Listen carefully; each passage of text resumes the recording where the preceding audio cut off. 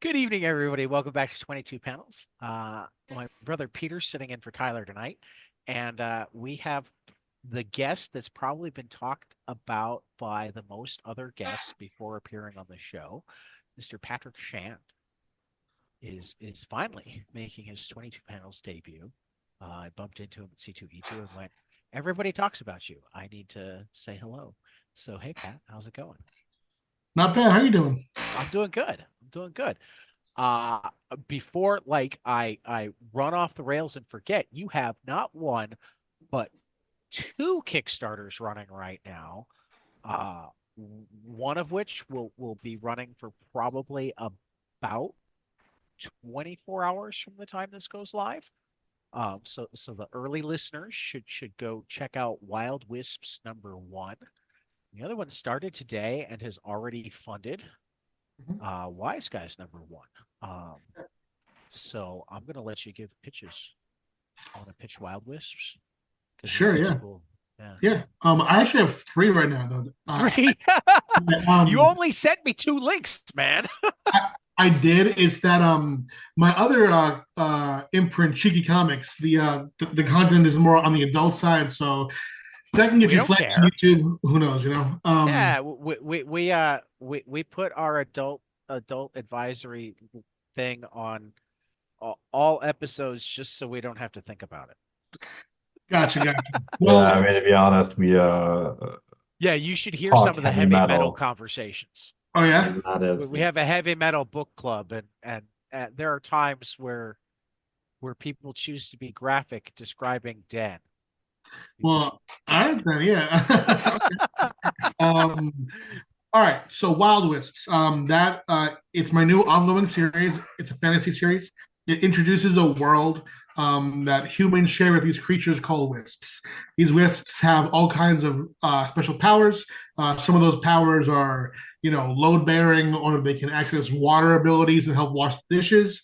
And other wisps have incredible powers that can be used for war. So we pick up with a knight in training named Kino and his wisp Tonkarex as they enter into a war between these two kingdoms that's been raging on for years. And Kino has a he has revenge on his agenda. So we follow his journey as he works his way through the ranks of this army as he's trying to get to his secret enemy. well, that sounds that's the exciting. the good. And what's our creative team here? You're doing my writing. Who is your? That'll be Nabetsi Zitro. Yeah, he's an incredible artist. I've looked at his art for quite a long time. I for a while was looking at to see if he could possibly do Destiny New York, and Okay. then early this year we talked about two titles, and this is the one he ended up gravitating toward. And now, yeah, it's one of the best looking books that we've ever made. We have James Alfredi on colors. He does a lot for us, and the Betsy is just he the work he's putting in to me is next level. All right.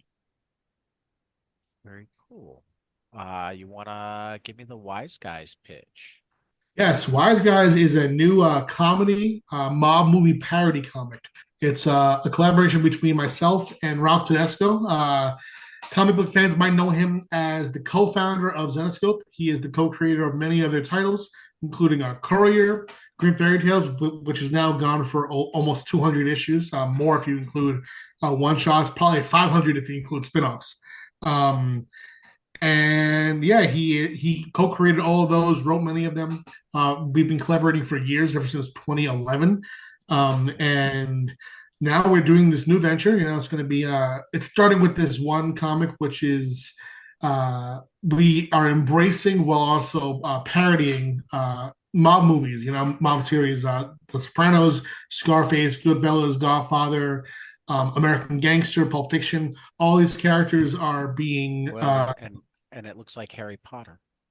yeah, so that's what the story is. One of the stories is mob works. So the gangsters go to this school where they learn the magic behind racketeering, Okay. gambling, all of this mob centric crime. Okay. I dig it. I dig it. And anything that says in a Mad Magazine style has me too. Um, what was the other one that you just mentioned? Just because we're gonna go the whole gamut with you. Sure, yeah. It's called Cheeky Comics Beach Party. So that's on our Cheeky Comics imprint. We launched that last year for our Not Safe for Work titles, and it has been the biggest success of my entire time on Kickstarter. Wait a Um, minute. You mean people on Kickstarter want not safe for work titles? I'm shocked. you Shocked. know what's funny is there was a time when I first started doing these where it felt like a risk. Like now I see people talking about how they feel like they're pressured to do not safe for work. But I remember Amy and I, who was my co-writer, she was just next to me on Thirsty, Cheeky, and Steamy. When we were first doing Thirsty, we were like, is there going to be an audience for this? Because there were standout hits like Sunstone and Smut Peddler, but it wasn't nearly as common to be doing not safe for work on Kickstarter. And now it's become somewhat of the trend. Uh, so yeah, we I, went from the time when I mean, it just was a, from a the pure daring thing. logic standpoint, you know, being able to buy the comic that I might be embarrassed to take to the counter when I've got my 6-year-old with me Yeah, via the mail, have it sent or sent digitally, it seems like an obvious connection. I had no idea that they were once not a thing on Kickstarter. yeah, we have to learn to protect that secrecy though, because we used to write pervert on the mailers, but Oh, Oh, I mean, I think you could do a tier where you did that. yeah, yeah, I bet you there would be people who would pay $5 extra to get the pervert mailer. well, I would say that anyone who would be a self-described pervert, I probably wouldn't want them to have my PO box. I see. that's I was funny. thinking that it would mostly just be people with understanding wives and or college kids. And there you go, maybe. So, um, yeah, you've been kicking around for a while, and as I said at C2E2, I'm ashamed to not know enough of your work because your name comes up all the time. And most of the time, when people's names come up all the time, I jump all over it. And don't, I did go through your catalog and realize I read Breathless when it came out from Black Mask. Oh, sure, And yeah. I think the first 2 issues of Snap Flash Hustle, but my comic shop failed to get the rest in That's how it because goes. Black Mask has interesting. I love Black Mask, but they sometimes have interesting release schedules. Um, Yeah, do they ever? Yeah, that was the yeah. really polite way to put it. People see we're audio only, so people couldn't see your smile there. Oh, hey, listen. I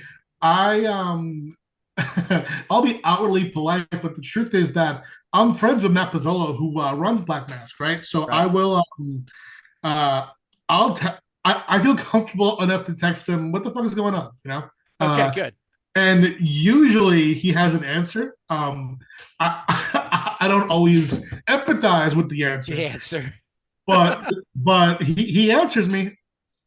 Well, I want to dig in a little bit though, because the reason you hit my radar but is that um and I see packing material all behind you. So Yeah, this makes sense that it seems like everybody I talk to with a Kickstarter, or at least 4 out of 5, when I ask about like who they talk to figure it out, your name will come up among the names mentioned. You seem to be well regarded in the industry as the guy who knows how to crowdfund. So talk to me about how you made the decision to do more crowdfunding, and kind of um on a basic level, like your secrets to success with it. sure, yeah. I when I began to read comics, I gravitated toward these long running indie creator owned comics, comics like Preacher, Ex Mhm. Machina, Why the Last Man, and we began to see in the late 2000s 2010s, we began to see runs like that through Image Comics, with The Wicked and the Divine, Morning Glories, Right. all these great runs where you see creators spend a long time with characters. And in all those cases, except Morning Glories, bring those runs to a satisfying conclusion. Um, so I mean, I if Morning Glories had ended 2 pages earlier, it would have been satisfying. They opened up this whole new idea, and then Nick Spencer went away. Yeah, who knows? But yeah, I love books like those, and that's what I wanted to do with comics. So Okay. I was finding though that in the 2010s, which is when I began to, you know, get the chance to pitch, because 2012, 1 year into my career, I was picked up by Zenescope to be a staff writer exclusive. Okay. So it wasn't until like 2015, 16 I started to branch out and look for creator owned gigs.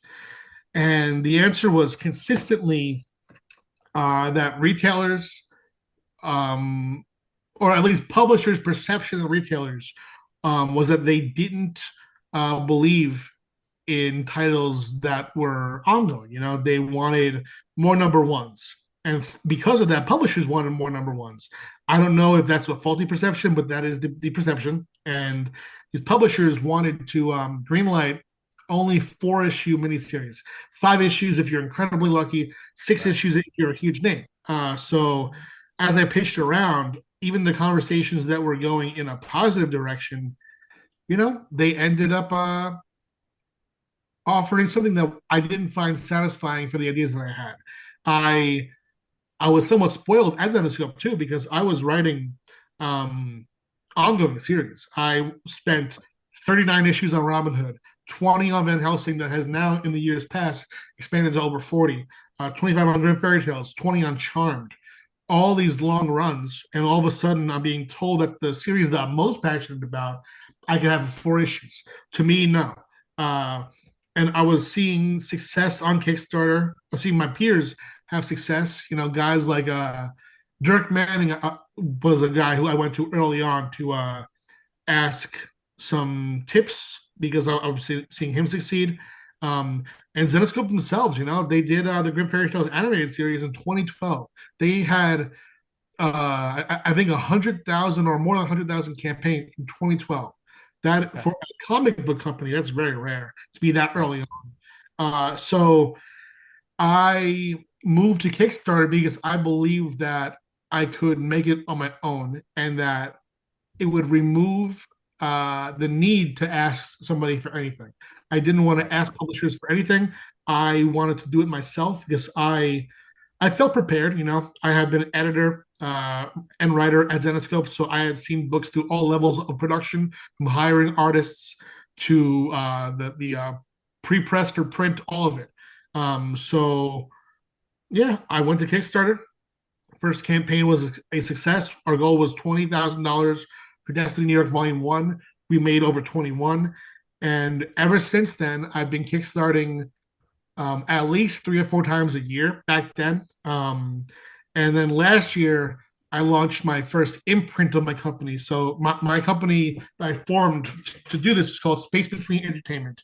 And last year we launched Cheeky Comics. So now we have a campaign every month launching from the main line and Cheeky, which my boy Steve J, who should be coming in here at any point to help the shipping session, which he runs.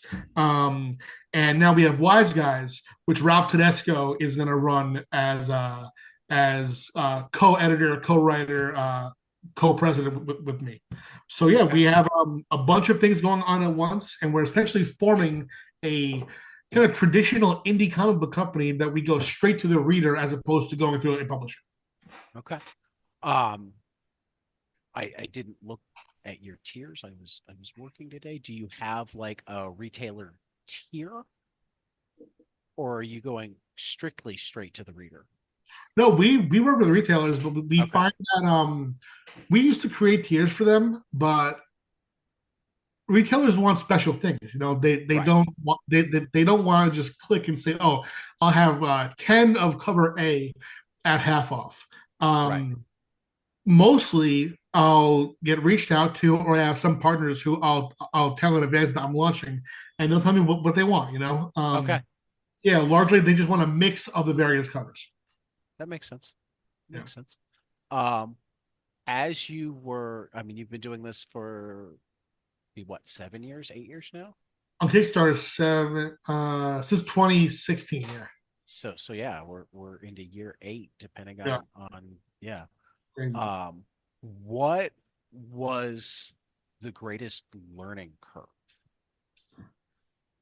The greatest learning curve, honestly, shipping. Okay, Shipping, shipping smart. I always shipped with care, but for example, I would have now we put everything book that has a book into a Gemini mailer. These right here are obviously much bigger than normal, but there's right, a poster in here. But this is what a book would have too, where it's cardboard backed, bubble wrap, bag and board. But in the past, I would cut a plank of the box that the books came in and put it into a manila envelope and put bubble wrap over it all. So it was supported. I was essentially making my own Gemini, but it just took so right, much time. right, And the presentation of these is just so much better. So I think that learning how to ship best practice was best, and also small things like rewards because I always knew what I wanted to do on the writing front.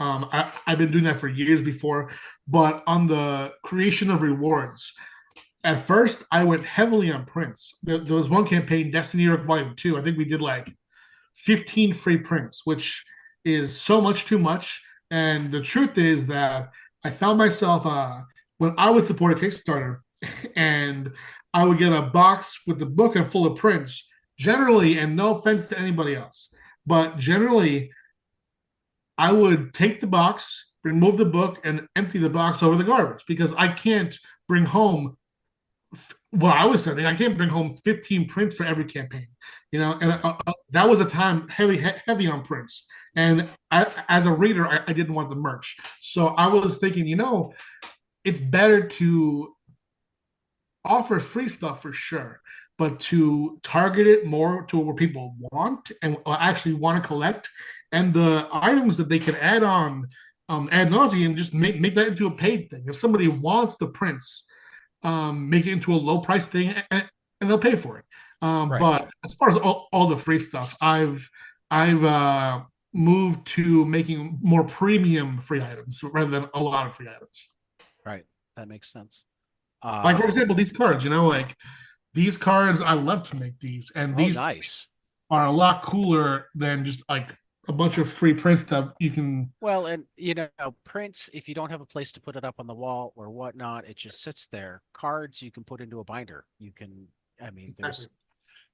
I mean, I have stacks of baseball cards in front of me. There you go. Um, This card from I got a Jenny D poker. see, we all have cards in front of us, just randomly. Right. Sure, for sure. Just things to me. Um, I love it. I love that you were successful right off the bat. I love that you figured out. Um, did you know the actual, I mean, you talked about knowing about script to art and getting the pages ready to send to press, whatnot. How much did you have to do in terms of figuring out where to have things printed, learning about ins and outs of that? I mean, because I know when I talk to creators who are thinking about doing Kickstarters, that's definitely something that scares a lot of them. Yeah. Thankfully, the indie community is pretty small, so I knew people who had done it already, and I Okay. asked for recommendations. And as time went along, things changed. There was a printer that I was using for a long time that ended up having a big controversy that preceded their bankruptcy, and it made them impossible to use. And then somebody who worked there started their own printer, and I moved to them. And then I had gotten a recommendation to do some domestic single issue jobs through Comic Impressions, Color Vision, and now Print Ninja has a domestic facility as well. So the more that you do it, the more it's going to just come to you. You know, I find Okay. myself fielding printers more than anything else. Um, but yeah, at first, I was just asking people, what the best option was. Okay. Right. Because I even look at the the wildly different prices of single issues on Kickstarter, and I always find myself wondering how much of this is they don't know how to shop their printers versus anything else. You, Oh, I you don't know, think it's that at all. you don't think so?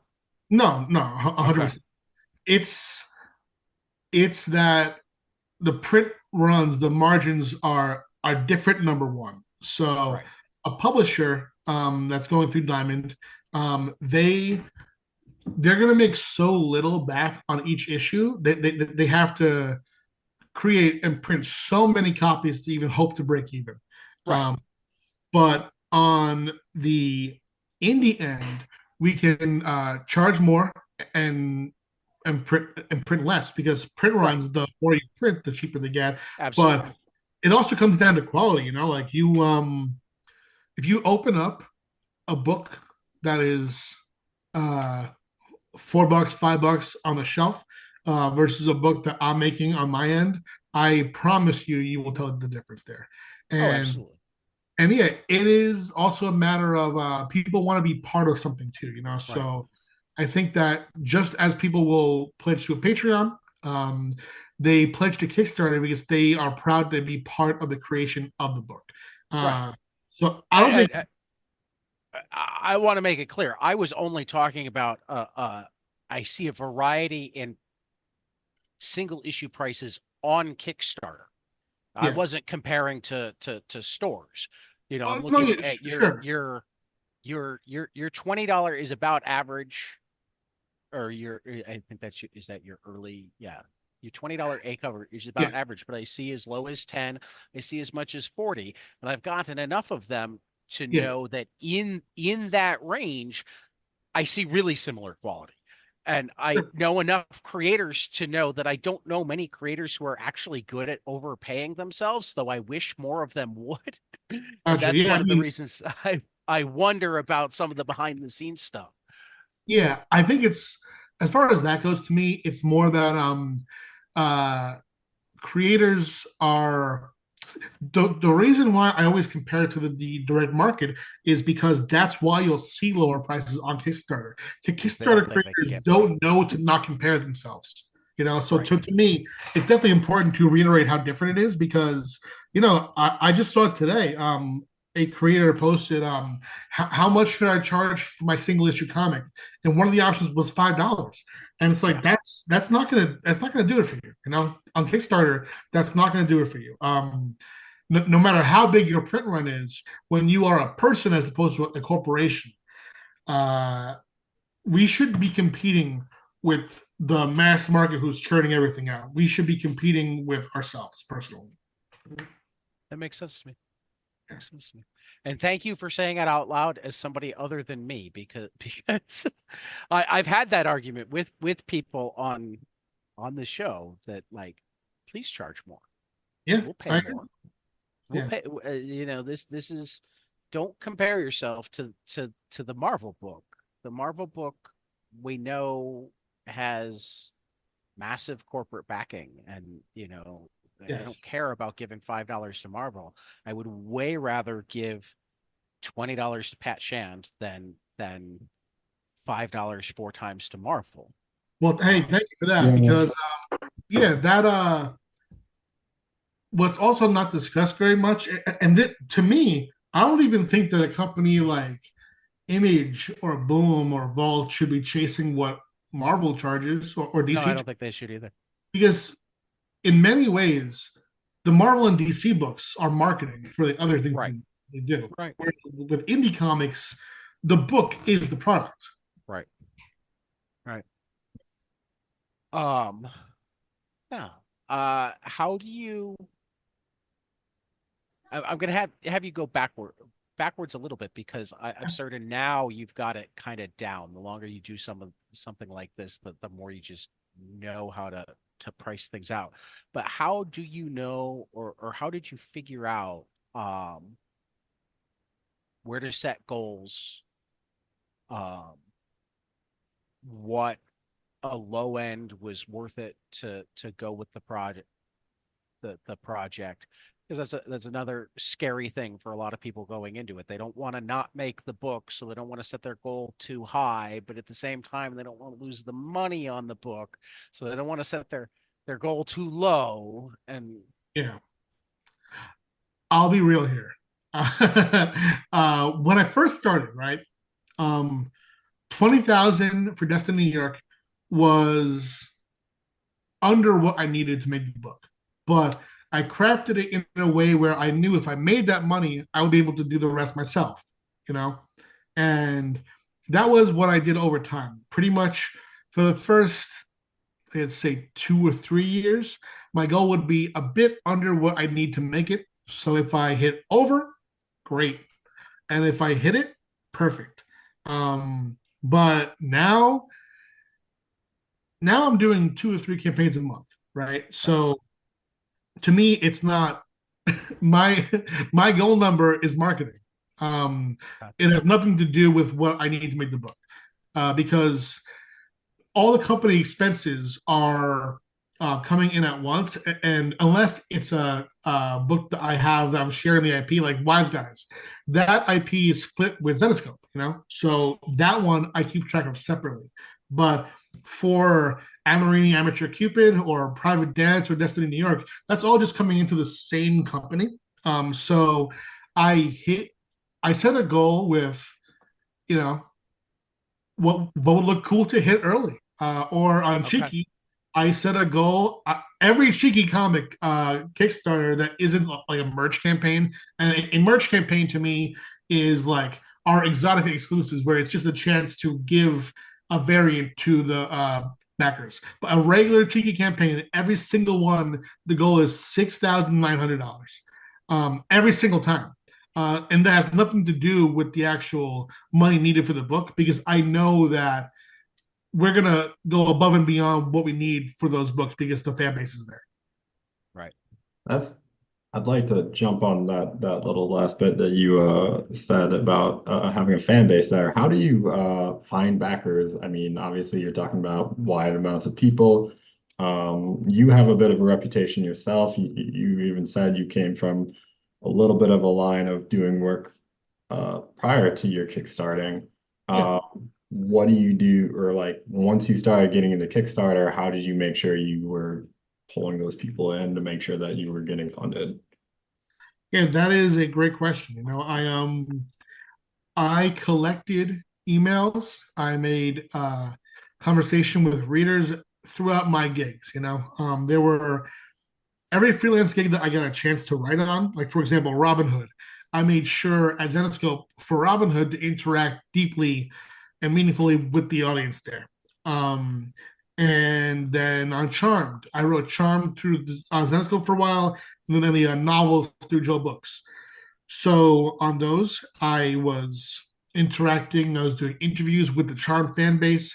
Every chance I had to make somebody aware of my name in a positive way, I would take. So I did, and it built into a very small fan base of people that I could, think might back me. The truth is that now, though, looking at the people who back my Kickstarters, they largely came to me by seeing me on Kickstarter. All the people that I worked in my pre-Kickstarter days to build, I'd say 98% of them are gone, because it's been 8 years I've been doing this. Right. It might not be a thing that they want.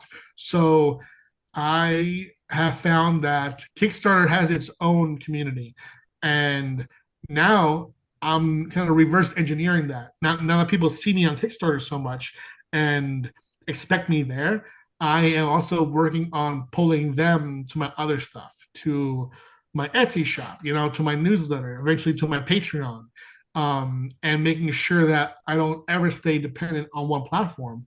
because you know, people want to read great books, and I feel like I'm making great books. So now the challenge is to get them to go wherever I will go. Makes perfect sense. Security for sure. Yeah, no, it's definitely been the name of the game for a lot of creators, particularly since 2020, finding ways to diversify, ways to not rely on all of their money coming from one bucket. Um, so yeah, no, I love to hear that. You wanna where does somebody go to sign up for your newsletter? Just because I sign up for everybody's newsletters, but also so we can get you some newsletters among, my mom and Peter's mom, which is the same mom, Hey, love it, and love the it. handful of other people that listen to this here podcast. Yeah, for sure. It is. It's on Substack. It's patshand.substack.com. I will go sign up right now just because I So, like getting everybody's newsletters. No promise to do the paid one, but I'll definitely do the freebie Hey, you're just like me, you know. one. good, I good. mean, I get to paid ones on a lot of people, but I start slow. Yeah. Oh, and you're recommending Patrick Kindle, another Oh, he's the best. writer Yeah. that I like and haven't talked to, and There you so go. there. I just subscribe to him too. Hey, I'd say have him on. He's a great mind.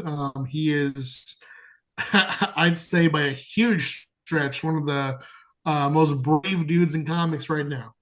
I'd Well, I would love to hear more from him. well, I will. So we weird divergence. In looking you up before joining this call over the last couple of days, I found the space between or team space between Discord. Do Oh, you find sure. that that's a real strong way to reach out to your readers and talk with them? Oh, we're trying. We are definitely trying. It's new for us. A lot of us learned Discord for the first time. Um, and yeah, it's definitely a challenge, but I want to try it all. I think that we should be more on TikTok too. Sure. Yeah, no, for sure. Yeah, I've been using Discord to tell the core fan base when things are coming, do little previews, but the more that we're on there, to me, the more we're going to be able to foster conversation. Uh, See, you give me things to look at, and then I forget to ask questions. Yeah. So All I'm right. gonna go. I'm gonna go with an old standby.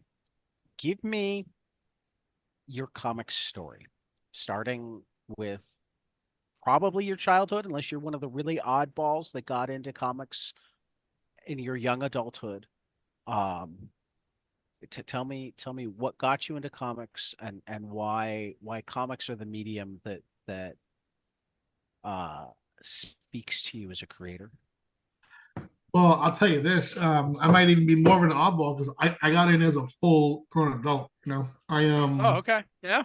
Yeah, I as a kid, I was given a shoebox of comics by my uncle Tony, and the box had a few great books, a lot of superhero stuff I didn't really personally connect to, but it had Rocketeer, Okay. it had the Stephen King and Bernie Rice and Creep Show. So those I loved, those were formative for me for sure. But I never, I didn't walk into a comic shop until I was 19, 20 years old ever.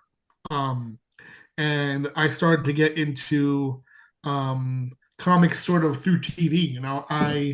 I loved TV shows like Buffy, Supernatural, Angel, and even shows like 24. I would see the 2000s were a time where companies were going heavy on licensed properties. So I would see these shows get official continuations through comics. I would see like Buffy season 8 written by Joss Whedon as a comic book. So I wanted to continue my favorite shows through comics, and I would do that.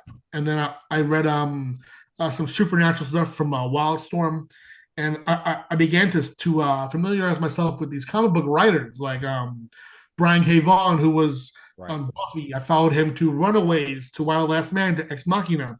I followed Did Brian you Wood. follow him to Saga?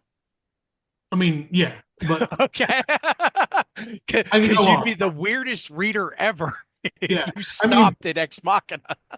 I like Saga, but to me, Y and Ex Machina are goaded. But I followed Brian Ah, Wood from Supernatural to his Vertigo stuff, his Oni Press. I think he did yep. local there. Great Local. stuff. Yeah. So yeah, I began to experiment with comics that way. And the truth is that I'm a writer, period. I always Okay. wanted to write everything. I remember moments where I would be watching a movie and go like, wow, somebody wrote this. And then even as an adult, I went to I think it was Universal, and whatever it was a theme park.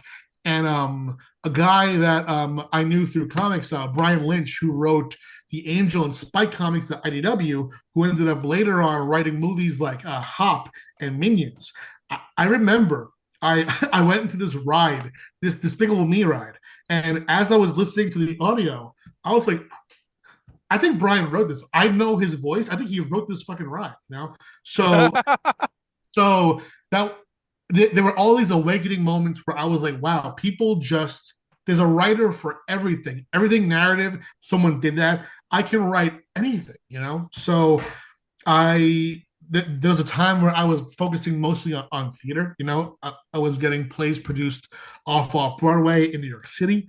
I was doing some lit mags, some prose short stories, and then comics is the one that hit though. Comics. I loved the medium, this sort of marriage of text and artwork that you can read at your own pace and form, and just either get lost in the page or just rip through it. I love that reader control. So I had success there. I was getting a lot of work, and I leaned into it because it was fun, and it was a way to, collaborate with people in a very close way. Because just like theater, I love the experience of sitting in an audience and hearing actors say my words, unless they sucked, and that would make me feel horrible. Because it always comes down in comics too. If the actor in a play is reading the lines wooden, that falls to the writer too. You have Right. to write for who's reading it, and in comics, you have to write for who's drawing it too. So Right. there's that collaboration is so unique to those two forms of writing that I had the most experience in. So Okay. I definitely leaned into comics in time, over time. But the truth is that I would still write anything. Okay. I like it. I like Definitely. it. What I mean, because you other than Brian K. Vaughan, well, and even Brian K. Vaughan, you came to him through Buffy, you said. So what is the first comic or creator that you remember coming to where you came to them because of the comic? It wasn't you hadn't loved the TV show and continued through. Um or possibly a better question is what was the first time that you read a comic and went, this had to be a comic. This might Oh, not have worked as well anywhere else. never, never. Never. Not yet. No, I am. I don't think it's possible. Okay. I am a writer's writer. I love the written word. I feel like, I mean, personally, I'll read a story and I can see how I would do it as anything. Like yeah, Wild Wisps, for example. I want it to be a comic. It's written as a comic, but could it be something else? For sure. Yeah, yeah. I think Okay. anything can. Okay. Yeah. Then we'll Cool. go back to the other question. What did you remember? Do you remember a time where it was the comic that grabbed you, or for that matter, we've hit on writers primarily, and that makes sense. You're a writer. I'm a writer too. So, I mean, Peter can tell you for years, I had no idea who did the art in most of the books I was reading. And since doing the podcast, since doing um, deeper readings of a lot of comics, I've become acutely aware of the difference between a good comic artist and a great comic artist, the differences between great comic artists, etc.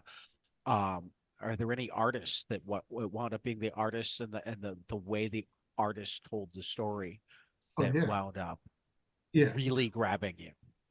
Yeah. Yes. To answer the first question very quickly, Sure. um, I mean, you uh, don't have to do it quickly. Take your time. well, there's nothing much to it. It's just that Right. I do remember. There was an issue of Supergirl before it was rebooted with the new 52. It could have been maybe 50, issue 50. I remember I was working on Borders books and I saw it on the rack, and I was so struck at the artwork. It was the beginning of Nick Spencer's run, which was cut short, I think, the next issue. Um, Right. but I remember looking at the artwork and being struck by how happy she looked to be doing what she was doing. I in all the comic book recommendations I was getting, they were all books about superheroes who were, kind of like brooding and upset and serious, which were great too. But I was taken by this image of what looked like how a person with these powers would feel to have these powers. Um, I don't know if it was 50, 51, something like that. But as far as an artist grabbing me, though, Terry Moore for sure. The way that Terry Oh, Moore, I love Terry Moore. yeah, he is the goat. The way that he draws um, everything, the character interactions, of course, but even things like this. If you read Rachel Rising, there are so many panels where he lets the details of nature, the wind, the way the grass moves, he Yep. lets that tell the story. Yep. And there are very few people that can do it like him. And I also feel like what I was saying about how these stories can take different forms, he also was formative for me was reading Strangers in Paradise and seeing how he shifted from form to form. There would be entire sequences where he would switch to prose, and then for a Right. long conversation, he knew that you don't want to read a 15-page conversation between two police officers in a book like that. So he had it as a dialogue script. And, Right. and how he moved so seamlessly through those forms to me was incredible. Yeah. No, Terry's a special guy. I love his work. We've been blessed to have him a couple of times, and it was actually him that was the last one. He said Pat Shan's the one that told me how to run my Kickstarter. And I'm like, oh wow, okay. If Terry Moore is saying that we need to talk to Pat Shan, he, we need to get on that. yeah, Yeah. he's the man. Not only I built his Kickstarter for him for sure, but we collaborated too. He did a cover for Destiny New York, and then he did Okay. so far and unreleased as of now, because Volume 3 is launching next year. He did a cover for Smoke We See the Future, and Okay. some of my favorite art that I've had produced in my whole career. So Yeah. it's just so cool seeing a legend like that work with comparatively newer creators. Well, I mean, one of the things I love about the industry in general is it's not that big. Every once in a while, you'll get in, there'll be stupid territorial stuff between, the indie guys don't want to hang out with the superhero guys, Yeah. whatnot. But for the most part, it's all people who love comics and make comics, and it's hard to be a jerk in this industry. I'm not saying that we haven't had some bad players, but when you have to work collaboratively with people in an industry where nobody makes a lot of money, um, people tend not to want to work with you, Jen, if you're a jerk. Oh, for sure. It's hard, but people find their way. No, it happens. It happens. There's no industry Yeah, that doesn't happen.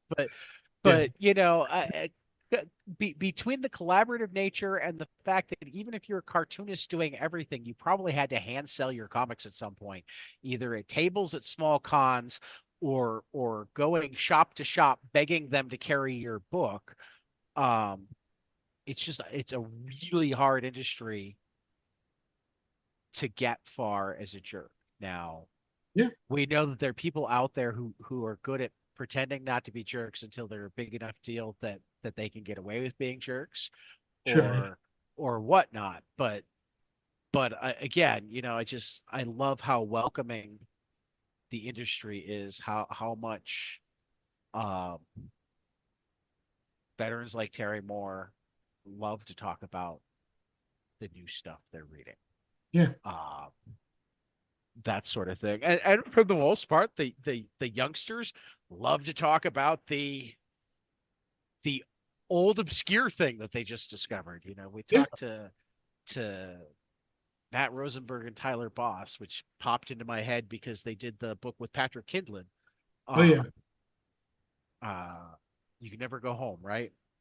Yeah. A few books. They did that, and they did the one with Ghostface too. Okay, that's right. Um, but they worked in I forget which comic shop in New York. I've been there and I'm drawing a blank right now. But so like when I asked them the question that I'm about to ask you, God, did they have some like crazy titles to give me? And that is name a comic that you love that not enough other people have read and it really frustrates you because you'd like to be able to talk to more people about Oh, what the hell is it called? I have one locked and loaded, but it's the title is one word. I can't think of it right now. Let's see. What Go is for this? it. It's. I mean, they're definitely out of vogue. But the publisher was Action Lab. it. Um, Okay. what the fuck is this comic called? we, It we we know altogether too many people who have done stuff through Action Lab, Yeah. so Oh hopefully yeah. they manage to get their rights back. hopefully it's oh my god, it's by the person who creates it wrote and drew it the first few arcs, and then somebody else came on and started drawing it. Who could that be? Oh my god. Oh my god. Uh, I I don't know it offhand. I'm trying to look it up right now. Um, uh, do you remember anything about it? yes, it's a girl. She wears a mask, and I believe that her father, someone in her family, is a serial killer. It's been years, but I remember it was such a cool Oh, balance of slice of life and horror that was. It almost reminded me of Serial Experiments Lane, the anime. Um, and I mean, there's other stuff too. Like for example, I mean, this isn't like that much of a deep cut, but Grant Morrison's "Kill Your Boyfriend" was great. oh, I love that. Philip Bond Yeah. on the art. Yeah. Pirouette through Black Mask. That was Yep. the first book that turned me on to Black Mask, and turned out it was by a friend of mine too. ML Miller did that, and that when I saw him do that, I was like, where? What publisher is letting him do things like this? Because that's awesome. Um, Man, I wish I could think of this Action Lab. Oh, got it. It's called Tomboy. Boom, boom. Tomboy. Oh, there you go. So not the Liz Prince Tomboy, which is also very good, but doesn't involve any serial killers. No, yeah, I don't know what that one is, but yeah, this one's by it's by Mia Goodwin. A And good one. yes, so yeah, it's like she's like a killer magical girl, but it's very grounded. And the artwork is just so evocative. It reminded me of a sort of mixture of Miyazaki and Okay, no, I'm looking at covers right now. This in the does look first great. arc of Runaways. That sort of I think it, Right. Adrian Alfano, maybe that mixture of those two visuals, really stunning stuff to me. And this book, both visually and story wise, to me, never got its due. Yeah, I'm gonna have to dig that up. And it doesn't, it looks like Goodwin only did that and Princeless Yeah, Oh wow. with yeah. Jeremy Whitley. Yeah, that definitely looks gorgeous. And as far as other things, I think that Kickstarter is a great place to find things like that. Like, I'm a big fan of White Ash. Charlie Okay. Stickney, Connor Hughes, Finn Cram. They're doing something incredible with White Ash. It's that was one of the first books on Kickstarter that showed me how to do single issues right. Okay. Very, very cool. Um, I guess I'll pop in a question here. You've had so much experience with Kickstarter. It seems like you've had a lot of success there, and everything that I've seen of yours looks glorious. Um, and I look forward to reading it. What would you, if you were to give somebody else advice on, you know, producing a comic book on Kickstarter, what would you tell them? Like, what would your first thing be to tell them? All right, my first thing is that you have to be aware of where the book that you want to make, where that sits in the Kickstarter market. There are a lot of people who will. I mean, a very common thing I see is complaining that no one sees their project, that all these other projects are getting pledges but not theirs. And to me, there's always an answer. Kickstarter has a great platform for creators beyond just what it lets us do. It lets us explore the past. You can see every Kickstarter that has ever been funded, as well as those that have not been funded on the platform. They never disappear. Um, I can explore how books similar to mine in vibe, in aesthetics, what those books did to succeed. And anyone with any style of book can do the same. So, what I say is explore the platform in depth. Find people doing what you want to do and doing it well and doing it poorly, and see what paths both took that led them there. Um, and beyond that, just the same as I would give on any platform, is just work on your craft. I want to live in a world where I'm excited for more comics, where comics are great. And I think that the more people work on their craft and answer the question of why am I struggling with, because of me, because I haven't done X yet, I haven't done Y yet, I have to focus on myself and build out. That is how I've always looked at things. Every campaign that has struggled, I've I I look at myself and go, what didn't I do or what did I do that led me here? So the more that we focus on us and stop looking at everyone else and build ourselves up as creators, the better content we're going to make as far as our presentation online and the actual art of our books. I think that's great advice. Thank you. Oh yeah. All right. Before we let you go, what's your biggest aspiration right now? Or are we just in a we want to get this company running like a well-oiled machine? Do you have something that you have in your back pocket that you're hoping to do, or Yeah. Yeah. There's comparatively little things, and by little, I guess I more mean um specific goals. Like in the past, I would have said I want to have a couple ongoing series. And now I have that. So now I'm looking more at the business side of things because creatively I'm satisfied. Creatively, I am doing exactly what I want to be doing. On the business side, I want to have an office, like right now where I am here. This is I drive here an hour from my home. I live in good traffic an hour away. My mother lets my friends and my employees and myself have half of her house to have as our office.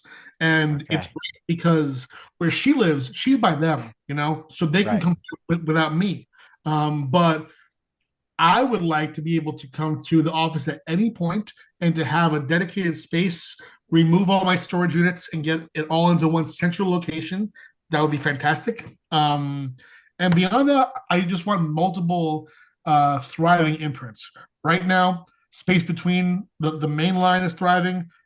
Cheeky Comics is our biggest success by far, and our imprints Wise Guys and Dark Veil launching later this year, which is going to be our dark fantasy and horror imprint. That's all a shared universe there.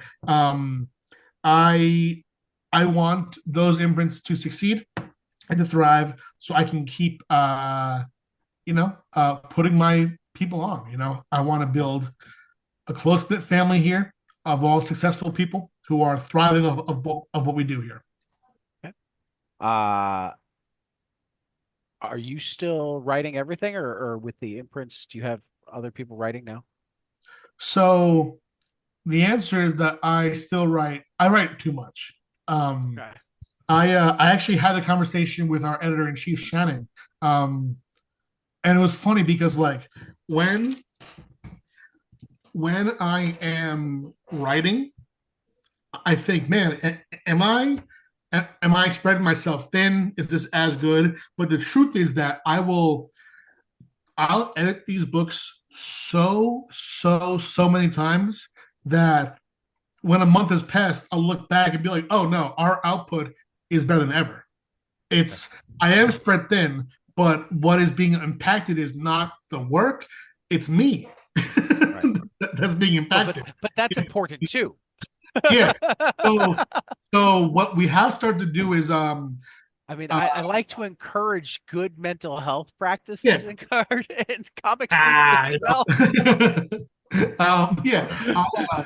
We started to discuss titles where we would do it as a sort of co-written thing. It's more of like a showrunner idea where there are titles that I'll always write. Like anyone that I started, I am gonna continue and be the sole writer on.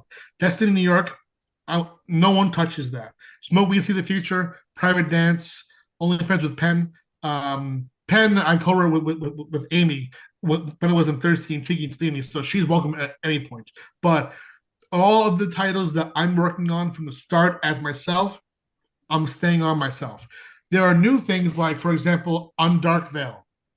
That is going to be a slate of titles that tie together while also standing alone, but together when read as an epic, they make a satisfying arc. So for that, we did a writer's room. It was me, Chris Moses, and Chris Halton, the editor, and Shannon Lee, the editor in chief. Chris Moses is who we have as the main writer of the imprint. So how we do this is that I have my core idea that I give. We discuss it in the writer's room. Chris takes the notes, breaks it down into an outline. I go in and instead of giving notes as I would to someone who is just a freelancer, I will rewrite his outline. I'll revise it and build off that. And then he'll turn that into a page breakdown, which I'll then rewrite. And then a script, which I'll then rewrite. So I'm getting my writer pass, but I'm doing it after Chris has built the foundation. And that's what we'll do on future titles, where I'll always be co-writer because I want my voice in all these books because I take the quality of what we're putting out very seriously. And I want every book, no matter if I'm scripting alone or if I'm collaborating, I want it to feel as strong as what people have been reading for 80 years would be. Um, any artists that you work with regularly that you want to give shout outs to? Oh, I mean, yeah. There's there's so many. I'll give a shout out to my ongoing artists. We have Matteo Leone on Destiny New York, Deshaun Lee on Private Dance, Manos Lagovardos on Only Friends with Penn, Countless Little Deaths, and later on Destiny New York. Renzo Rodriguez on Gangster as Barista, Nabetsi Zitro on Wild Wisps. Uh, God, it goes on and on. We have Right. Elena Alpinetti on Smoke We See the Future, Valeria Delgato on Amarini Amateur Cupid, Patrick Mahalan on I Summon Cthulhu to fund my Kickstarter, uh, and it could really go on and on. Oh, absolutely. Yeah. But shout out to all of them and anybody who I missed. Well, and before I forget, I have to say that Gangster Ass Barista is one of my all-time favorite comic titles. All right, thank That's you so that's much. Yeah. just brilliant. I need to read it. I actually Destiny New York had stuck on my periphery until I saw that Gangster Ass was an offshoot of it. And I'm like, Yes. okay, so I have to go read Destiny and then I'll come read this. So I still haven't gotten to read it, but like it was Gangster Ass Barista that made me start reading Destiny New York. Yeah. Well, thank you for that. There are certain titles where I do it number one because it amuses me, but two, Right. I definitely like that a title could stop somebody in their tracks. So, Right. you saw my convention table at C2E2. I did. I put out front the titles that you see first and foremost: Gangster S Barista and Smoke Weed See the Future. I Right. remember when Smoke Weed See the Future Volume One came in. Back then, I had no team. It was just myself, my editor. But as far as taking shipments and accepting them and loading them into our storage unit, all me. So I remember being at the unit and the truck dropped off a huge pallet of Smoke Weeds to the Future, Volume 1, in front of the storage unit. And I was looking at the work. I had about 2 hours of unloading to do just by myself. So I ordered food to there. And when the guy came to drop it off, I remember his face. He looks at the pallet and he reads the box. He goes, "What the hell is Smoke Weeds to the Future?" So when he said that, I was like, "Oh, this one's gonna do the same as Gangster S Barista." There you go. There you go. Pat Shand has Wild Wisps #1 on Kickstarter for probably about 24 more hours after this post. So anybody listening on like May 16th or 17th before is that midnight Eastern? Looks like it goes to roughly. Go look at Wild Wisps. Pat Shant has Wise Guys #1, a mob themed parody comic on Kickstarter through June 7th. And Cheeky Comics Beach Party, the not safe for work swimsuit special on Kickstarter through May 17th. So that one is wrapping up soon too. Pat, it has been a blast. You want to share any socials, or should they just Google you? I mean, I'm Googleable for sure, but I'm also at Pat Sham pretty much everywhere. Okay, that makes life easy. At Pat Sham. Pat, thank you so much for joining us. It has been a pleasure. Thank you. And for 22 panels, we will see you after the next page. Appreciate you. Hey guys, this is Tyler from 22 Panels. I'm here to tell you all about our Patreon. If you enjoy this show, please consider donating to our Patreon to keep this show going. We have many different tiers, all different levels to help you decide what's right for you. Okay, so get on out there to patreon.com/22 Panels Podcast.